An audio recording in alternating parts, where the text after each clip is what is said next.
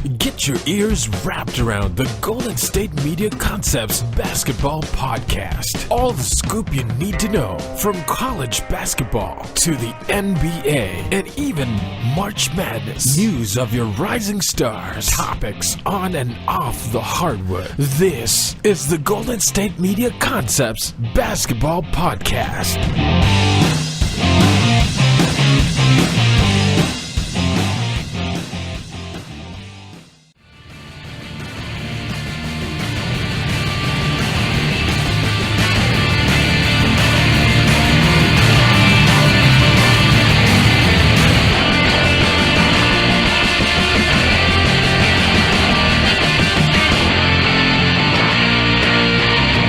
Alright, and welcome to the GSMC Basketball Podcast. This episode is brought to you by the GSMC Podcast Network, and I am your host, Jesse Tapia. Alright, so it is Monday, March 12th. This is how the show is going to go down today. Alright, first up, as we always do on every Monday show, we're going to be doing the weekend recap, and if you've seen the title, that's pretty much what the recap is going to be about. Everyone is injured in the NBA right now. Literally everyone, I feel like. All right. Celtics are out with a bunch of players. The Cavs are missing a bunch of players. The Warriors are missing Curry. Anthony Davis has been out. Kawhi Leonard's been out. He's coming back on this Thursday, I believe it is, against the Pelicans. So, yeah. Actually, no, Davis came back. But either way, he was hurt for a bit. And pretty much his injuries are starting to take over in the NBA a bit. So, we're going to talk about the Warriors without Stephen Curry. Talk about, I don't know, they lost 2 games without him so far. Going to talk about really, should they be better even with, not better without him, obviously, but not losing games like this, all right? So we'll be talking about that. We'll talk about the injuries for the Celtics, what they should do, talk about the Cavs a bit, and then, yeah, I'll pretty much talk about those 3 teams in this first segment. Let's see, in the second segment, we're going to recap Sunday's NBA games. Third segment, we'll be talking about the East. You got the Pacers, who are now the 3 seed in the league, in the East right now. The Cavs moved down to the 4 seed. Celtics are in the 2nd seed. Raptors the 1st. We're going to talk about the entire East, okay? Just going to talk about each team probably.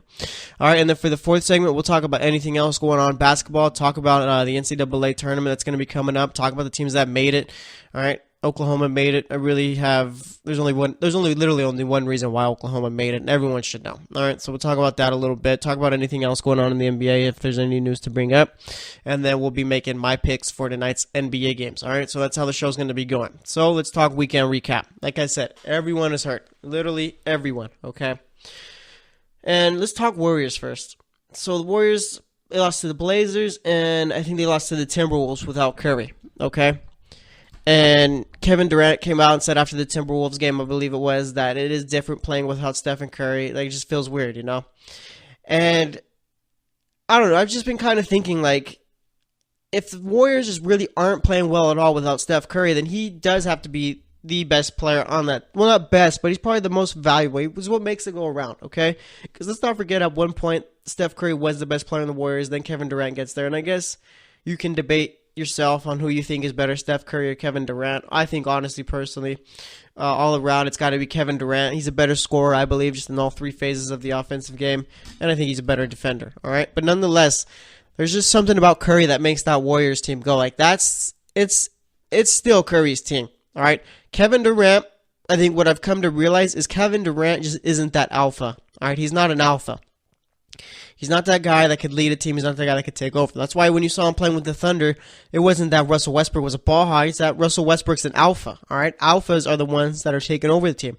They're the ones who are leading the team, all right? Kevin Durant just doesn't have it in him to lead a team, all right? Steph Curry, even though he's more of like a mild-mannered, just quiet type guy, I don't know. Would you consider Steph kind of quiet as far as press conferences and all that stuff, as far as all that? I don't know. But anyway, Steph Curry, like, that's his team. All right, when Kevin Durant got there, I'm sure people thought it'd be Kevin Durant's team. And yeah, like I said, Kevin Durant is the best player on that team. But there's just something different about being the best player on the team and being the leader of the team. All right, it's not always going to work out. Like I said, just Kevin Durant isn't that type of leader. So that's Steph Curry.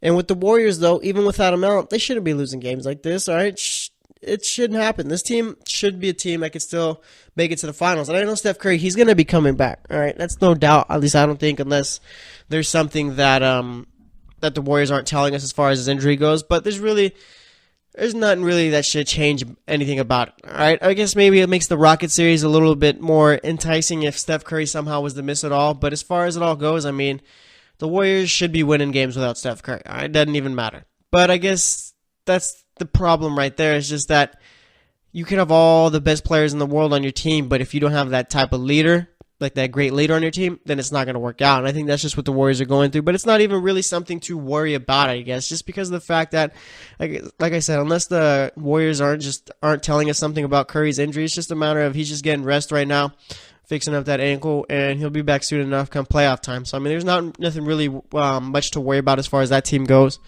But just something to talk about. Like I said, I mean, it's just injuries have started to take over the NBA, and it's hitting at the worst possible time, all right? The season's coming to an end. We only got around a little less than 20 games left, I think, for each team.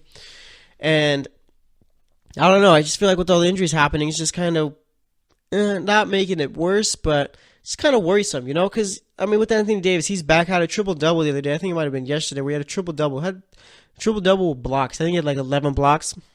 Dude's been on fire, but you got a guy like Anthony Davis who gets hurt. If he gets hurt before the playoffs start, and let's say he's out for a period of time, I mean, that's going to make the playoffs even worse. That's going to make the Pelicans worse. That's a team who gets swept without Anthony Davis easily, too. Not even competitive. All right, but there's that, and then you got the Celtics right now. The Celtics are probably the most injured team in the league right now. All right, I know the Spurs have been kind of injured all year, but I think the Celtics kind of taking that cake. You had Gordon Hayward out in the first game with a broken ankle. Ankle pretty much looked like it fell off of his body. Now you got Kyrie Irving, who's been dealing with a sore right knee. He's probably going to need to get surgery for that, all right? Because that was an injury he got when he was in Cleveland, never got surgery for it, and now he's been pretty much – that's why he's been periodically missing games this season, all right? There are going to be times where Kyrie's out. That's because of his knee. He's been dealing with that all year, and it looks like he's day-to-day now. Missed the last couple of games, I believe, with a knee. He left the Pacers game with knee soreness, yeah. And that was actually yesterday, Sunday's game, I believe. Yeah, so he left Sunday's game with right knee soreness, I believe. So he's going to be day-to-day. Then you got Marcus Smart, who tore a tendon in his thumb. He's going to be out indefinitely. He's going to see a second opinion to see if he could play with that. You got Daniel Theis, the rookie from Germany for the Celtics. Tore his meniscus, likely out for the year. That's a big loss for the Celtics right there. That's probably the biggest loss that they got. All right, no one's really been talking about Daniel Theis, but if you look at the plus minuses and the defensive ratings for that for the rookies going out, he's always up there in the top 10. All right, he's probably been one of the Celtics' best defenders, probably been one of their best rookies, I guess you could say. Celtics got what? Semi Ojeleye, Jason Tatum, Daniel Theis. Those are the three rookies right there. Theis has been the second best rookie on that team, and I mean, he's been playing extremely well. So he's going to be out for the season, it's looking like, and that's going to be tough for Boston too, because that's a big rim protector right there. Now you just got Monroe, Baines, and you got Horford, but Horford, that's another guy too. Horford's been sick last couple of weeks, it seems, so he's been out. He'll probably be back soon, so that's not really one to worry about. I mean, you do got Marcus Morris too in the front court, but Marcus Morris really, he's not that prototypical type big man right there. All right? He does get around 7 boards a game, it feels like, for the Celtics, coming off the bench, around 5 to 7 boards, averaging double digits in points, but it's just like he doesn't have size, you know? He's like that 4, like prototypical stretch 4, I guess you could say.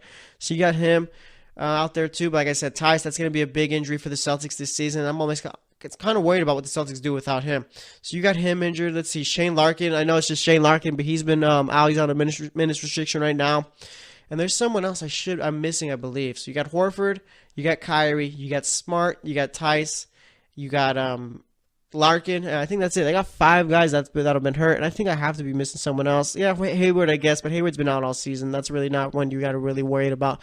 But either way, I mean, the Celtics, if I'm them, I'm resting up till the playoffs start, right? I think they're 9 games up on the Pacers right now for that second seed.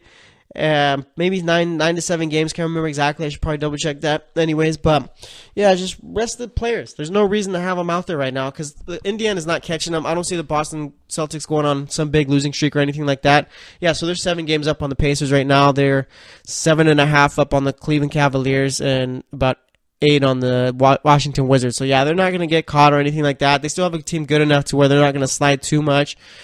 But either way, if I'm them, like I said, I'm just resting all those players and pretty much, you don't want to be limping into the playoffs. You want to be ready because you got the Toronto Raptors who are without a doubt the best team in the East right now, and it's not even close. And like I said, we're going to be talking more about the East in the third segment, but it's just you're probably not going to catch the Raptors. The Pacers and Cavs probably aren't going to catch you, so it's just pretty much rest Kyrie. All right, rest. Oh yeah, I forgot. Jaylen Brown, he's out with a concussion. That's the one player I was forgetting, and that's another big loss for the Celtics right there. I mean, he's going to be out for this week, and I'm not sure if he's going to be coming back next week. But either way, I mean, they're missing Kyrie, Brown, missing Horford. All right, that's 3 out of your 5 starters right there, and they're going to need Tatum to step up as the season progresses, as it comes to its end. And that's one thing, too. The Celtics, they're going to need Tatum to be real big in the playoffs, too, if this team wants to go far. All right, and I think that might be it right there. Tatum might have his little, like last year, Jaylen Brown in the playoffs against the Cavs. Obviously, the Cavs pretty much wiped the floor with the Celtics, won what, in 5 games, I believe it was. But Jaylen Brown pretty much had his coming out party that entire playoff stretch that the Celtics had. Maybe that's where what Jason Tatum has here. But either way, like I said, I mean, Jaylen Brown's out. The Celtics team is dealing with injuries big time right here, and it's coming at the worst possible time, I feel. But either way, I'm sure they'll be fine as far as making it in as the 2nd seed. Probably going to end up having to play the Heat in the first round. I think the Celtics can beat the Heat. The Heat are a team that matches up pretty well against all teams and causes some trouble, but I think the Boston will be able to handle them. But, I mean, worst comes to worst. I mean, they finish as the 2nd seed. Indiana finishes at the 3rd. That's a pretty favorable matchup for the Celtics in that semifinal round, unless I'm just not giving the Pacers enough credit. Like I said, I mean, Celtics dealing with a bunch of injuries right now. The Raptors are pretty lucky as far as their whole injury thing. They haven't really had to deal with any this season. DeMar DeRozan stayed healthy. Lowry stayed healthy. That bench has stayed healthy. That whole team has pretty much stayed healthy. So, I mean, they've been lucky staying healthy this entire year. And the Cavs, I mean, you're missing Cedi Osman. You're missing Rodney Hood. Kevin Love. Tristan Thompson's out with sprained ankle. And, I mean, that's tough, but I don't know. Just Cavs team just kind of worries me with how they've been playing. All right, I understand that. Yeah, you're missing guys, but like it's not like the defense. Like your defense was good and now it's got worse because of injuries. Like your defense has stayed bad. I think there's injuries, but there's a whole lot more problems going on with the Cavs right now. So, I mean, that's one thing they got to worry about. And like I said, they're only a half game up on the Wizards. The Wizards win one game, the Cavs lose one game. Boom, the Cavs move to 5th. All right, the Cavs are only a game and a half up on the Sixers, only 2.5 games up on the Heat. And let's see, how many are they up on the Bucks right now for that 8th spot? They're only, let's see, they're 3 games up on the Bucks. All right, the Cavs are a 3-4 game losing streak away from moving down to the 8th spot. Honestly, all right, they gotta pick it up. All right, I understand there's injuries. All right, Celtics are dealing with injuries, but they're still the 2nd team in the East right now. They're not moving down. The Cavs can't really. I don't know. I don't want to say they can't use the injuries as an excuse because obviously it does affect you, but they got to figure something out because it's like before you weren't injured. Now these new players you got, you're still 6-6. All right, they just haven't been. They've been very underwhelming this season. That's all it is. Honestly, I think this is gonna be like the first time LeBron left Cleveland. They're gonna get bounced in the second round of the playoffs, and that's it. All right, so Cleveland's really got to figure something out. Ty Lue needs to figure something out because if Cleveland doesn't make the finals this year, or even the Eastern Conference Finals, and even them making the Eastern Conference Finals, I don't think Ty Lue comes back to Cleveland next year. I just don't think that. I don't know. I just don't really see him being a good coach for that team right now, honestly. But like I said, I mean, injuries are just hitting the NBA harder now. You get the Warriors, you get the Celtics, you got the Cavs right now, especially with injuries, and you got the Wizards. They've been missing John Wall all year. And let's see, any of the teams in the West that have been kind of injured, the Spurs, they've been without Kawhi Leonard. So it's just been the year of the injury for the NBA, I feel. But either way, that's pretty much all I thought about for the weekend. Just a bunch of injuries going on. So that's all we're going to talk about. Next up, we're going to be talking about Sunday's NBA games. Going to talk Lakers, Cavs, Lakers, Celtics, Pacers. Pacers pulled that one out. Played really well. The Pacers have been playing a really good basketball, and we'll talk more about them in the 3rd segment. But either way, that's what we're going to be doing. So stay tuned, and we'll be right back. Are you looking for the very best NFL and college football podcast? Then check out the GSMC Football Podcast. Get the latest football news both on and off the field. From the NFL Draft to trades to the rumor mill to the NFL Combines. They got you covered. That's GSMCpodcast.com/football-podcast. Get updates on college rivalries, game day insights, and much, much more. It's football talk the way you want it. This show eats, sleeps, and breathes football. Don't forget to like them on Facebook and follow them on Twitter. Visit GSMCpodcast.com for more info.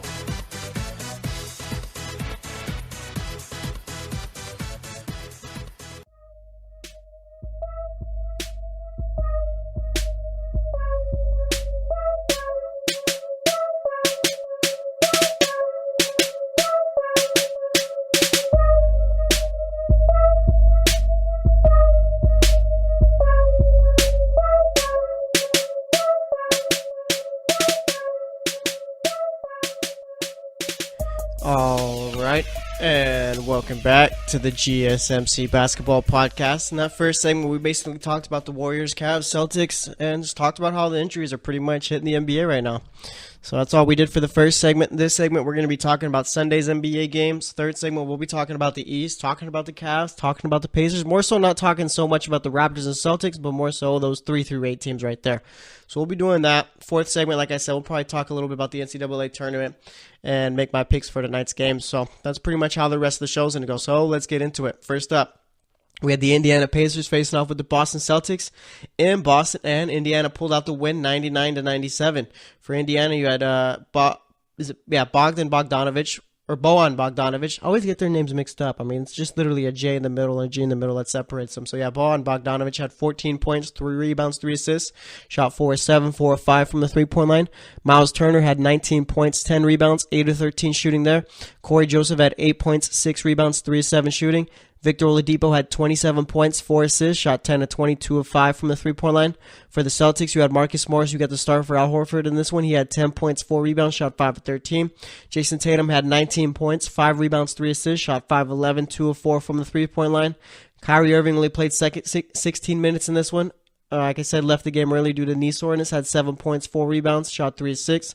Marcus Smart got the start in this one, 20 points, 8 assists, 7 rebounds, shot 6 of 13, 6 of 12 from the three-point line. But like I said, going to be out indefinitely due to a torn tendon in his right thumb, I believe it is. Semi Ojeleye played 9 minutes in this one, only had 2 points. Daniel Tice also going to be out for the rest of the season, had 5 points, 3 rebounds. Greg Monroe, he had 8 points, 4 rebounds, shot 4 of 7. Terry Rozier is going to have to step up with Kyrie Irving kind of on the shelf as far as his knee injury. Not sure when he's going to be in or when he's going to be out. He had 16 points, 6 rebounds, 2 assists, shot 5 of 13, 3 of 8 from the three-point line. Like I said, the Pacers beat the Celtics 98-9 and 97. I'm not really going to talk about the Pacers too much in this segment for after the game like I usually do after I talk about each game because I want to talk more about them in the third segment. I really like what they're doing as of right now, though.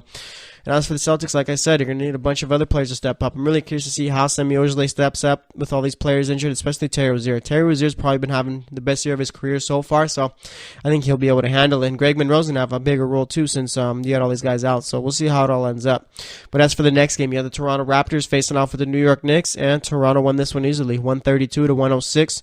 Serge Ibaka had 14 points, 7 rebounds, shot 5 of 14, 2 of 5 from the three-point line. Jonas Valanciunas had 17 points, 9 rebounds. Kyle Lowry, he had 16 points, 7 assists, 4 rebounds, shot 3 of 8 from the field in that one.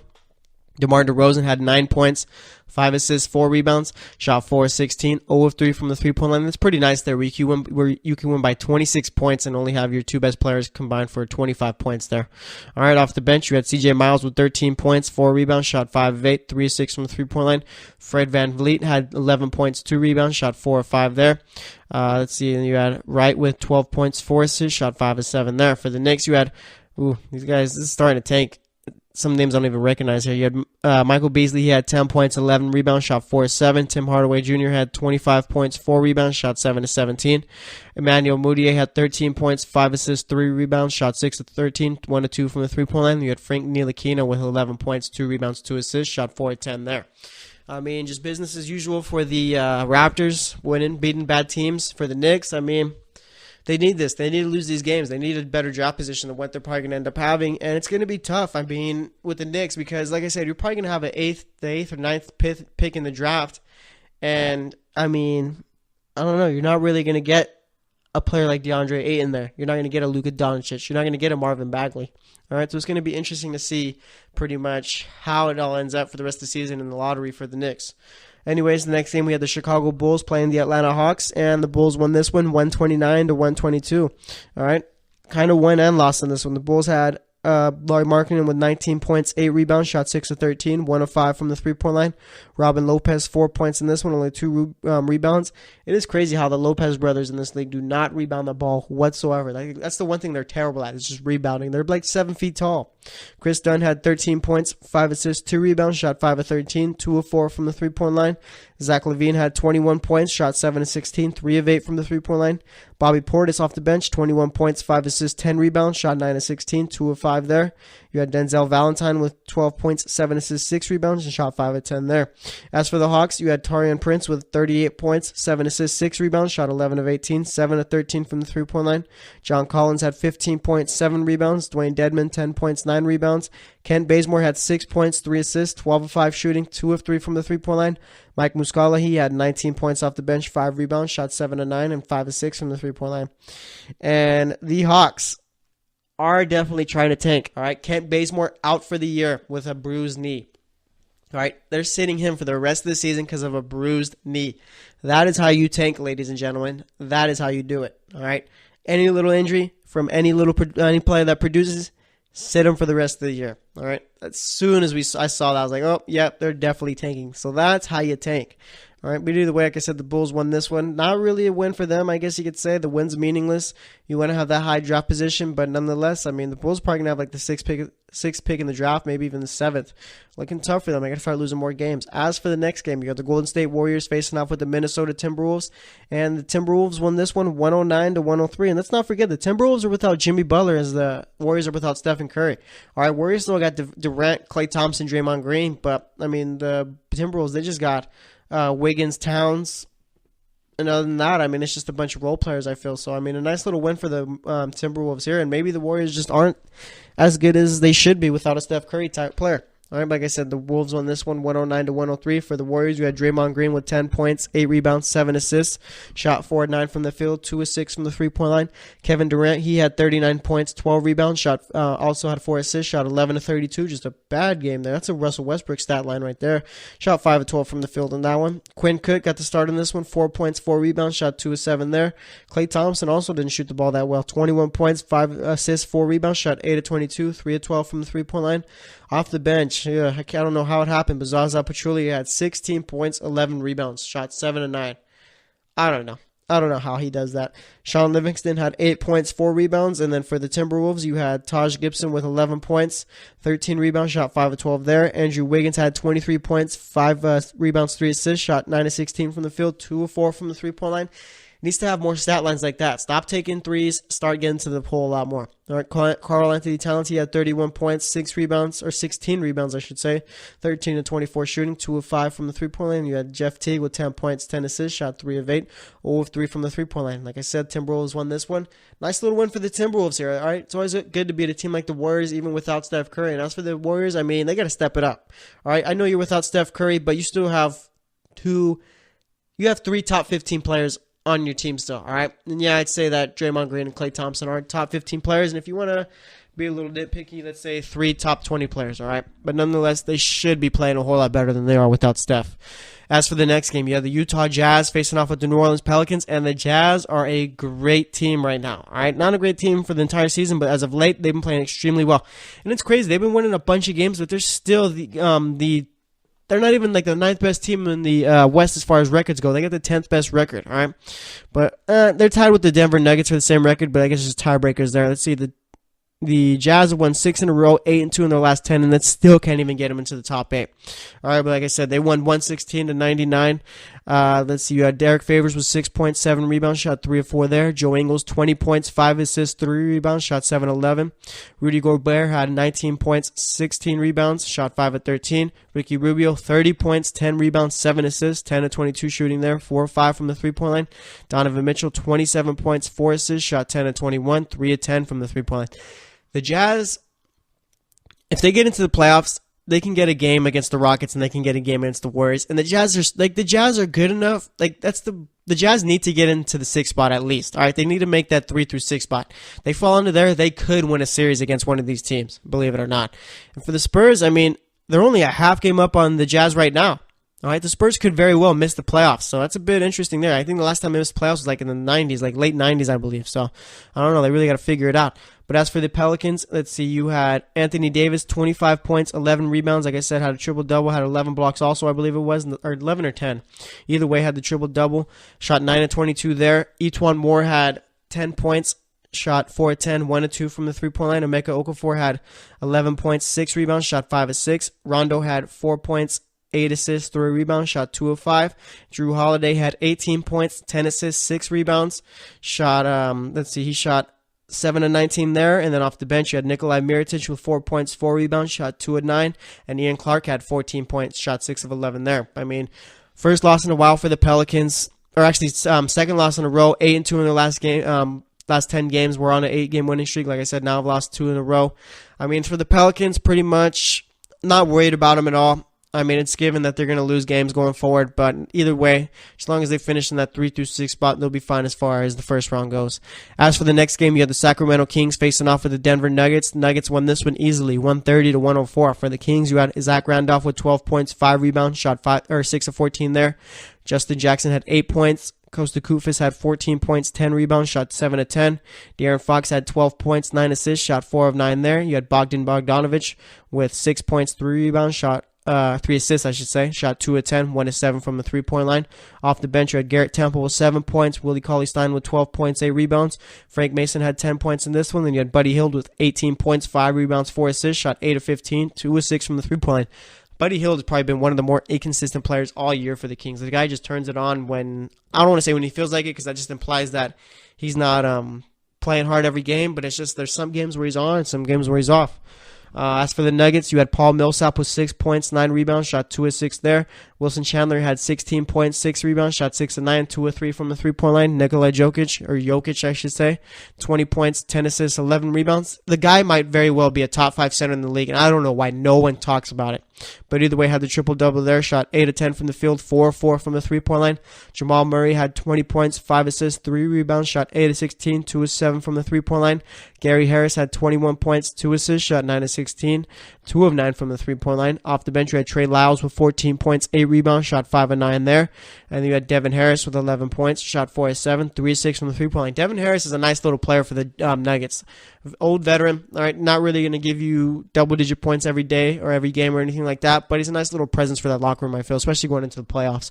But like I said, the Nuggets won that one 130-104. As for the next game, you had the Houston Rockets facing off with the Dallas Mavericks, and yeah, James Harden was out with a left knee injury in this one. I'm sure it's more so rest than anything, but nonetheless, he's injured too. But the Rockets won this one 105-82. For Houston, you had Trevor Ariza with only 3 points, didn't have a great shooting night, only 1 of 10 from the field, 1 of 9 from the 3-point line. PJ Tucker had 10 points, 4 rebounds. Clint Capella only 4 points, 8 rebounds. Chris Paul 24 points, 12 assists, 5 rebounds, shot 9 of 18, 4 of 7 from the 3-point line. You had Eric Gordon with the start for James Harden, 26 points, 4 rebounds, shot 9 of 16, 6 of 11 from the 3-point line. Then off the bench, you had Gerald Green with 13 points, 6 rebounds, shot 5 of 13, 3 of 9 from the 3-point line. And Joe Johnson, he had 12 points, 5 rebounds, shot 5 of 9 there. As for the Mavericks, Harrison Barnes had 14 points, 5 rebounds, shot 4 of 16, 2 of 6 from the 3-point line. Dirk had 13 points, 6 rebounds, shot 5 of 11. Struggled to hit the 3 in this one. Dwight Powell had 20 points, 5 rebounds, shot 9 of 11, 1 of 1 from the 3-point line. Yogi Ferrell struggled big time in this one, 1 of 8 from the field, 0 of 4 from the 3-point line, 6 rebounds, 2 points. And then Dennis Smith Jr. also struggled shooting in this one. 2 of 12 from the field, 0 of 3 from the 3-point line, 4 points, 4 assists, 2 rebounds. Once again, the Rockets won this one 105-82. I mean, not really much to say about this game.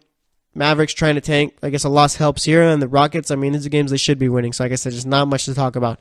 As for the Philadelphia 76ers, faced off with the Brooklyn Nets, and Philly won this one easily, 120-97. You had Dario Saric with 18 points, 6 rebounds, 3 assists, shot 8 of 11, 2 of 4 from the 3-point line. Dude's been on a bit of a hot streak lately.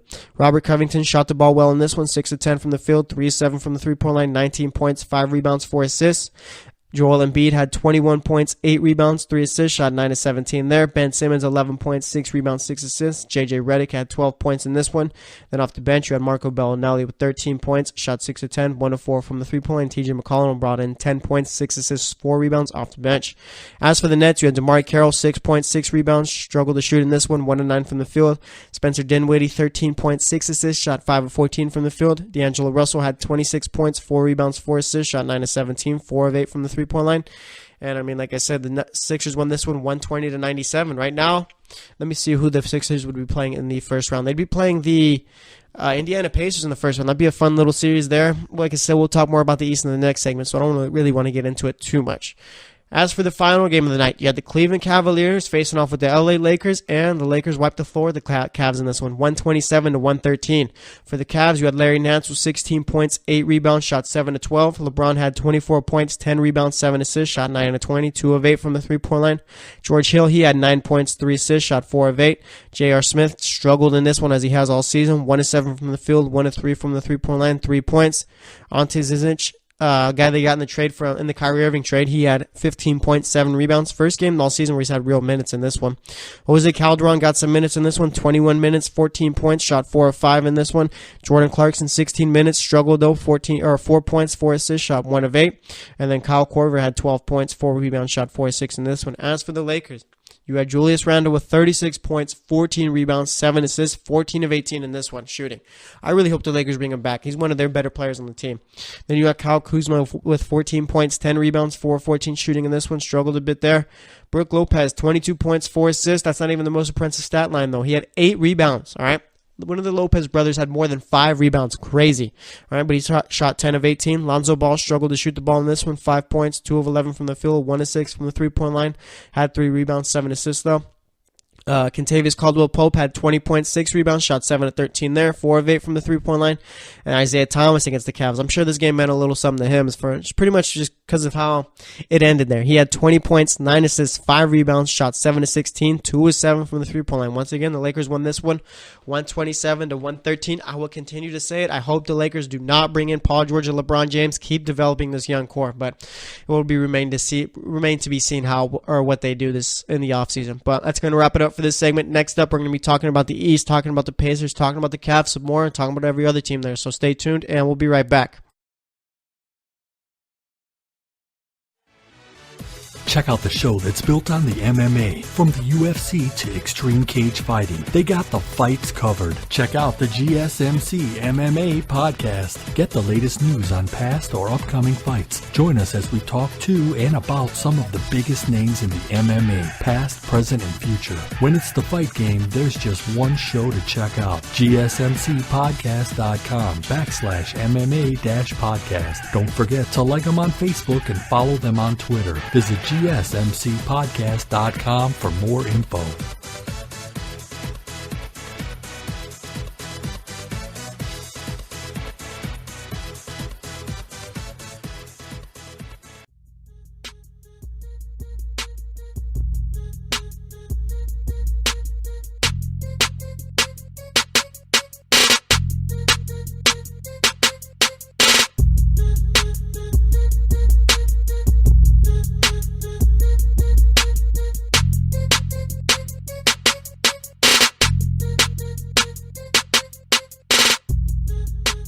All right, and welcome back to the GSMC Basketball Podcast. So far today, we've talked about pretty much all the injuries going on in the NBA.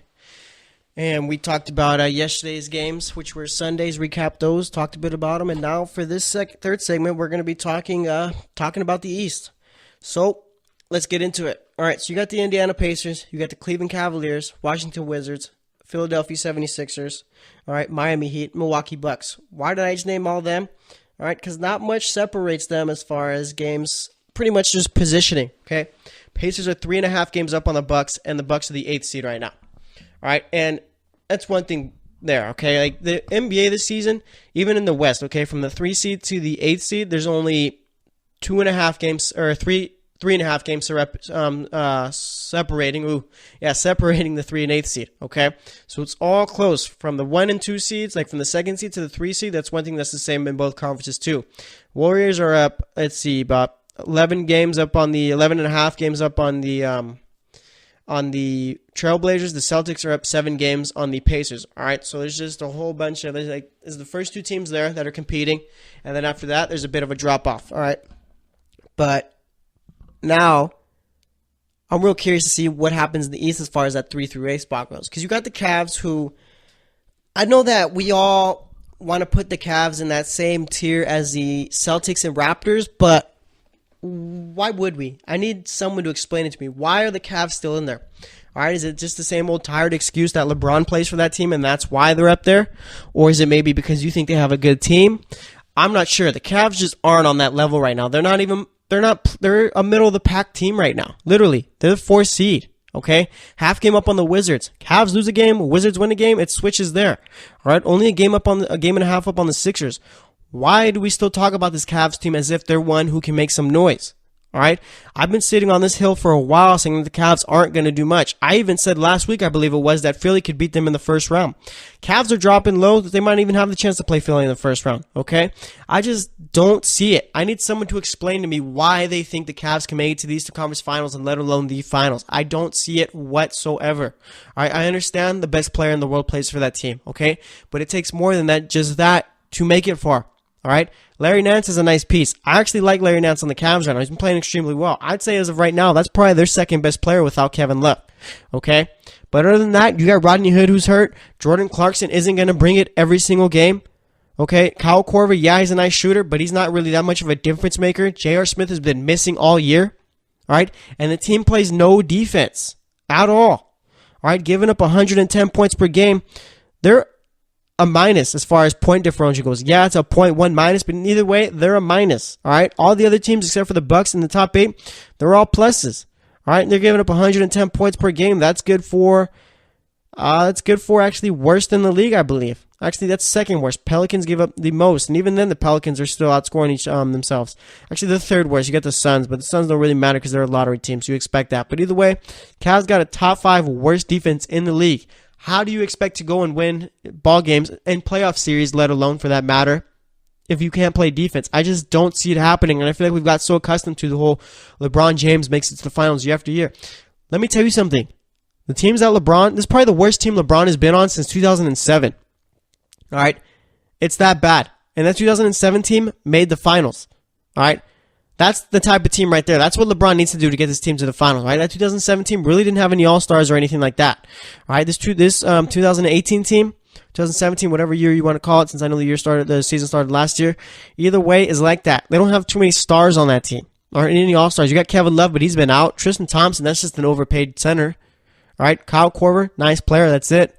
Other than that, you have no real game changers on that team besides LeBron. All right, Larry Nance is the one who's been doing most of the work besides LeBron on this team. All right, finally fixed up a little bit of the rebounding problems, but either way, I mean, after Larry Nance, what do you have? And don't tell me Tristan Thompson, because that guy struggled all year too. So I don't know. I don't like the Cavs right now. Don't like them at all. As far as the Pacers go, I love the Pacers. All right, Pacers are playing great basketball, and they got a team you can build off of for the next few years. That's going to be a team in the top 4 and then for the near future. All right. You got Victor Oladipo, and usually you need like that second star, but I think that's where Miles Turner comes in. I think Miles Turner is that second star. Okay. Miles Turner he's not a star yet. He's not even an all-star type player, but he's on the cusp of it. He's so close to pretty much taking that next step, I feel. He's just got to be more consistent and be a little bit more dominant, all right? Pretty much got to assert himself more, be a little bit more aggressive, all right? But either way, he's on his way to becoming that second star. And as for the Pacers, I mean, they got a solid little young team. You got DeMontis Sabonis, who you got in the trade from Paul George, Victor Oladipo. Honestly, those two guys have had better seasons than Paul George. All right, as far as winning, as far as just overall just play, I feel. Yeah, Paul George is always going to put up a bunch of points, but as far as efficiency and all that, I'm sure Sabonis and Oladipo have been better than George. All right, and this team got better without Paul George. And that's one thing, too. I was talking with Tate before the show, and we were talking about pretty much with Paul George, like, do you want Paul George on the Lakers, okay? And I said no. And he was asking me about free agents comparing him to Paul George. All right, Davis, I'd take over George. Obviously, Davis won't be a free agent until like 2019. I think he can opt out then, but either way, he's talking about Paul George and Anthony Davis. I said I'd take Davis. All right, he was talking about who else was he talking about? He said Boogie Cousins or Paul George. All right, Boogie Cousins come off a torn Achilles injury. I had to think about it, and I still picked Boogie. I don't really like Paul George. I don't like his game. Paul George is a guy that needs to play with a contender. All right, he's not a guy who could play on a bad team and pretty much bring him up. Yeah, he used to be able to do that, but now it's just not so much that. All right, and even with that team, Indiana Pacers team, you had a George Hill who was playing extremely well. All right, and you had Roy Hibbert who was playing well. Yeah, I know Roy Hibbert is just gone after that, but either way, he was playing extremely well during those years. All right, Paul George is a good player. All right, I wouldn't call him top 10. I wouldn't even call him top 15, but he's a good player in this league, and I just think that some teams are just better off without him, like the Pacers, right? They've been playing extremely well. Maybe he was just holding them back. But either way, this Pacers team, I mean, they don't have any true stars on this team, all right? Victor Oladipo is pretty much becoming that. but you have like no Kyrie Irving, because you don't have an Anthony Davis type player on this team, all right? You don't even have a John Wall type player, all right? And like I said, it's going to take time. Victor Oladipo's on his way there. He needs to start doing this for more than a season, all right? Because in reality, this is Victor Oladipo's, the best season Victor Oladipo's ever had, all right? But either way, talking about it, I mean, the Pacers are a team. They're on the come up this year, all right? I'd even go out to say that they're probably better than the Cavs right now, okay? It is what it is. Right now, the Pacers are 7-3 in their last 10. Cavs are 4-6 in their last 10. Lost 2 in a row. Pacers have won 2 in a row. So you got that there, and then you got the Wizards, who were 38-29, 5-5 in their last 10. Kind of cooled off a bit after they started off so hot with John Wall, but nonetheless, I mean, that's still a team. When you get John Wall back, that's a team that could compete with the Cavs and let alone beat the Cavs, all right? The Wizards are a solid team there. Then you got the Philadelphia 76ers, who are a star point guard away, a Markelle Fultz away from being a top team in the East. And that's another place where you could see LeBron end up at, right there in Philly. LeBron goes to Philly, boom. Philly's a top 2 team in the East, probably the best team in the East, okay? But as talking about Philly right now, I mean, that's a team who playing the Pacers in the first round. As of right now, the Pacers are the 3 seed, Philly's the 6 seed. That's a series that Philly could win, all right? And that's also a series that the Pacers could win. They could go either way there. There's a bunch of series going on that these teams 3 through 6 could win. The Wizards could beat the Cavs could beat the Wizards, Sixers could beat the Pacers, and the Pacers could beat the Sixers, all right? Even then, with the number 2 seed Celtics and the number 7 seed Heat, I doubt it happens, but the Heat could very well pull off a series win against the Celtics. And even with the Bucks and Raptors, if I'm the Raptors, I don't want to play the Bucks, all right? The Raptors are a team that doesn't match up too well with the Bucks. I feel like the Bucks always have like the Raptors number. I think last year the Raptors got past the Bucks, I think it was, but they struggled a bit. Or was it the year before that? Either way, I think there was a series a couple years ago or last year where the Bucks and Raptors faced off, and the Raptors just simply struggled. All right, I can't remember exactly what year it was, but either way, I mean, the East is kind of wide open. I was talking last week about how it wasn't so much, but now I'm starting to realize that it is. All right, because the Raptors, you can't really trust them in the playoffs. They always seem to struggle when it matters most in the second round. Celtics, I mean, that's a team. I'm not really sure about the Celtics. All right, they're injured right now. One day they look like the best team in the league or in the East, and the other day they look like a team who, I don't know, can make it to the Eastern Conference Finals and lose it. That's not sure. Like, they're dealing with injuries. It's just you can't really tell with the Celtics right now. All right, probably got the best coach in the Eastern Conference right now, I'd like to say, but either way, you got it there. All right, then you got the Pacers, who, I mean, that's a team who could beat a team like the Celtics in the second round and make it to the Eastern Conference Finals. And the Eastern Conference Finals, I mean, you facing off with a team like the Cavs or the Raptors, Pacers could beat them too. So yeah, the East is extremely wide open this year. It's not like the West where, yeah, you do have the Rockets and Warriors, and the 3 through 8 teams are pretty close. We all know it's going to come down to the Rockets or Warriors. Here, I mean, it could be any team who wins it. All right, so it's going to be interesting to see how the East plays out. I mean, this is pretty much the 8 teams that are going to make it too, all right? Because outside of the 8 teams, you got the Pistons and Hornets. The Pistons are a bad team, Hornets are a bad team, and then the rest of the teams are trying to tank. So as far as it all goes, this is going to be it. I mean, now it's just a matter of seeding. Who's going to be 1, who's going to be 2, who's going to be 3, who's going to be 4, and the rest of it, all right? I mean, in a perfect world, I'd like to see the Raptors at number 1, Celtics at number 2.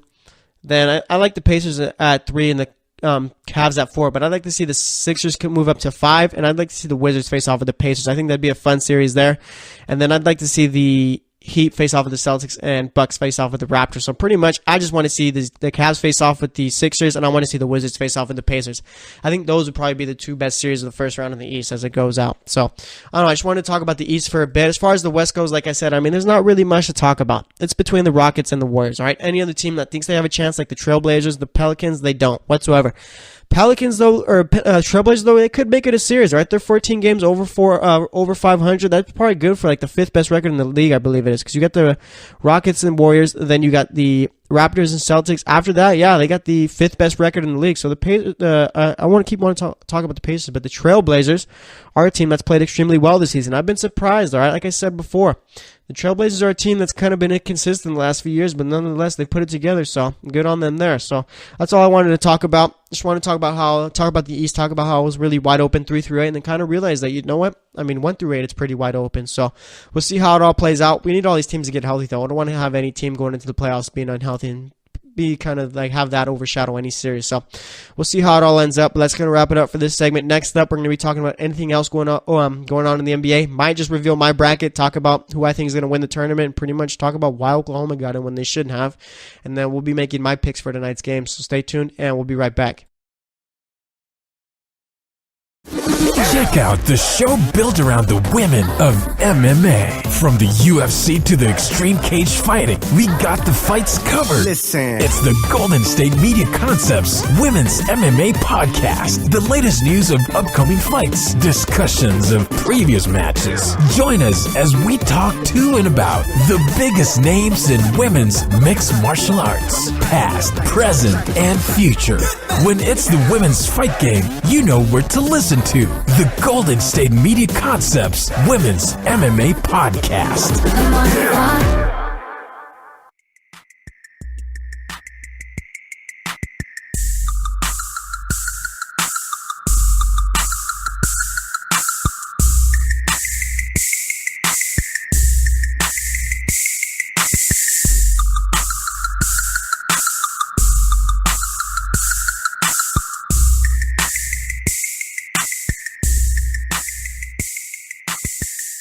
All right, and welcome to the final segment of the GSMC Basketball Podcast. So far today, we've talked about pretty much all the injuries going on with the top teams, recapped Sunday's NBA games, and then for that third segment, we talked about the East. And the more and more I think about it, this year's champion in the NBA is coming either from Houston or coming from Golden State. All right, those are the teams that are going to win it. All right, I don't think any team in the East can go out and beat the Rockets or the Warriors. Maybe the Celtics have a chance against the Rockets. I really don't like the Cavs' chance against the Rockets, just mainly because, they play absolutely no defense. The Raptors, the Raptors and Celtics, they could beat the Rockets, but I still think the Rockets would be the favorites in that series. As for Celtics and Raptors' chances against Golden State, Celtics can bring it to 6 games along with the Raptors, but they're not winning it. So, and people, what about the Pacers? What about the Cavs? They don't stand a chance against either teams, all right? Pacers aren't there yet. They're a really good team, but they're just not there yet, if that makes any sense, all right? So, like I said, as far as it all goes, the championship's going to come to the West once again, all right? The Warriors, unless Steph Curry just gets hurt and just doesn't come back, I guess that could be the downfall of that team right there. As for the Rockets, I don't know. You need James Harden just to not show up in a playoff game and just struggle. But, it's kind of curious to see because the East, I say as a whole, is better than the West. But it's just the Rockets and the Warriors mainly just have a stranglehold on all these on the league. That's all it is. All right? We're all getting excited for playoffs, and the playoff series going forward before the finals, those are going to be fun. You're going to have the Sixers playing the Cavs or the Pacers possibly. The Wizards could be playing either the Pacers or the Cavs. In the West, we could be having the Spurs playing the Pelicans. We could be having the Thunder playing the Pelicans. It could be all kinds of type of different matchups. But when it all comes down to it, it's going to be Rockets-Warriors in the Western Conference Finals. The East, I'm not really sure who's going to make the Eastern Conference Finals. But when it comes finals, it's going to be Rockets or Warriors versus whoever you want. And one of those teams is going to win it, all right? It's like you say, might as well just shut down the season now since we already know who's winning. But that's just one thing I was just thinking about is just how, it's just the league belongs to the Warriors or the Rockets, all right? And probably the Warriors more so than it does the Rockets. So, I don't know. Hopefully I'm wrong. Hopefully something changes up. But either way, that's how I see it playing it out, all right? But eventually the East is eventually going to take over from the West. From the Warriors and Rockets, all right? More so the Warriors probably, because the Rockets, I'm not even sure about them going forward. They do, I don't know. It's just weird, the NBA right now. But either way, just wanted to talk about that. Now let's talk about Oklahoma. They made the tournament over Notre Dame, over St. Mary's, over USC, all right? There's a bunch of teams that got snubbed, okay? And one thing I don't get to is how Arizona State, I think they were the 9th seed in the Pac-12 tournament. USC was the 2nd seed, made it to the Pac-12 championship, and Arizona State still makes it over. That makes no sense to me. All right, but either way, it happened. And as far as Oklahoma goes, lost 8 out of their last 10, have really struggled. All right, didn't do much in the Big 12 tournament, and here they are in the NCAA tournament. It's not really a secret as to why they're in. Obviously, if you watch them, you know they're not a good team. If you're an Oklahoma fan, your team's not that good, okay? Believe it or not, Trae Young, overrated. All right, I personally think Trae Young is overrated. His field goal percentage is so high because the dude's taking so many shots. All right, all he has to do is take 30 shots a game. You hit about 12 of them, boom, you're ready to go. 12 to 13 of them, that's going to be a nice little field goal percentage there. All right, I think he can be a nice little player, but I think the hype is just a little bit too much around him going. All right, and that's why they made the tournament. Not because they're a good team, not because they deserve to be in. It's because Trae Young is going to get them ratings. All right, college basketball as a whole this year, I feel, has been kind of down as far as just TV ratings and all that. All right. I haven't really checked the stats about it or anything like that, but just personally, I haven't really been too invested in it or anything like that. I've been watching the top teams a bit, but it's just, I don't know, there's just no real excitement about it. All right. I don't know why, but either way, that's just how it is. So you need the ESPNs of the world, the Foxes of the world, and all those, and the NCAAs of the world. They need the Trae Youngs in there so they could get ratings. All right. ESPN is going to be pushing that Trae Young hype train the same way they have all year, even more once the tournament starts. All right. That's going to be the story right there. Trae Young, can he lead his team? Give me like a Buddy Hield type that one year where he did well with Oklahoma. That's the only reason why they made it in. Not because they're a good team, not because they deserve to be in, because they need ratings. All right, so that's all it is. It's, like I said, Notre Dame should have made it in, especially USC should have made it in over Oklahoma. But we just can't have nice things. So let's go. I'm gonna go from my. Let's see. I'm gonna go from my. Should we go for my Sweet 16 over, or should we just say my champion? All right. Let me see real quick who I got winning it. All right. Let's see. I'm gonna start with the Sweet 16. Actually, I'm gonna go with the round of 32. So I got Virginia beating Creighton. I got Arizona beating Kentucky, Miami beating Tennessee, Texas beating Cincinnati, Missouri beating Xavier, Gonzaga beating South Dakota State, Michigan beating Houston, and I really like Michigan every tournament. I feel like Michigan is like one of those teams where it doesn't matter who's on that team, but somehow they're going to make a little run. All right, then I got UNC beating Providence, Villanova beating Bama, West Virginia beating Wichita State. That's crazy how Alabama's in the tournament. All right, I got Texas Tech losing their game against the 11th seed. All right, I got Purdue beating Butler. I got Kansas beating Seton Hall. Auburn beating Clemson. Michigan State winning, beating Arizona State or Syracuse. Doesn't really matter there. And then I got Duke beating Oklahoma. All right, then for the Sweet 16, I got Arizona beating Virginia. Miami beating Texas. Gonzaga beating Missouri. Michigan beating North Carolina. West Virginia beating Villanova. All right. Then I got Purdue winning their game. I got Kansas beating Auburn. Duke beating Michigan State. Elite Eight. Arizona beating Miami. Michigan beating Gonzaga.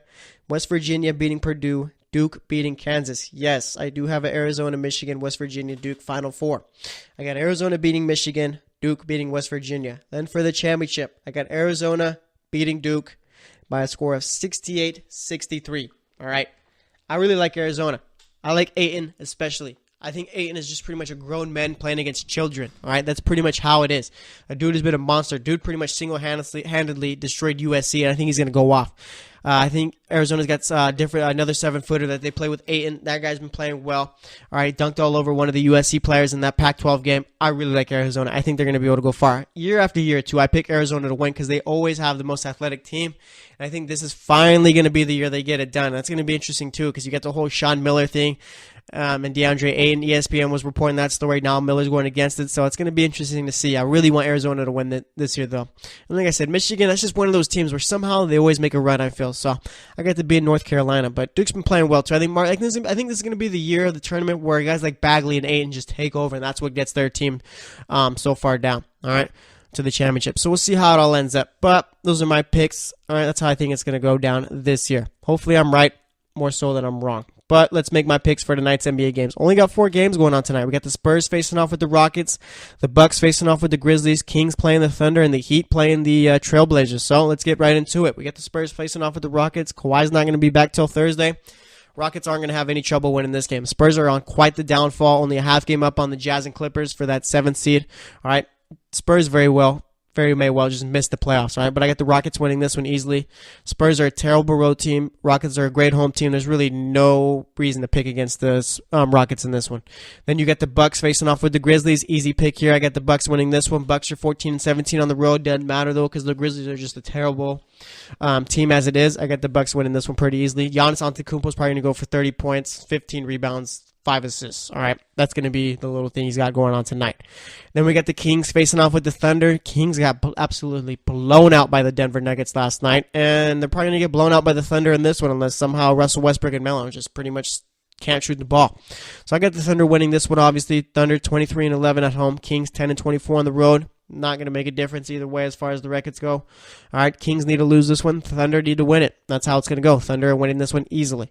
Then for the final game of the night, we got the Miami Heat facing off with the Portland Trailblazers. Portland's won 9 in a row. All right, 9-1 in their last 10, 22-11 at home. Heat are 16-18 on the road. I'm going to go with the Heat in this one, all right? Portland's favored by 6.5, but I think the Heat, they've been playing good basketball as of late. Think they're going to be able to pull it out here. All right, so I'm going with them. Think Dragic is going to play well. Think Whiteside's going to play well too.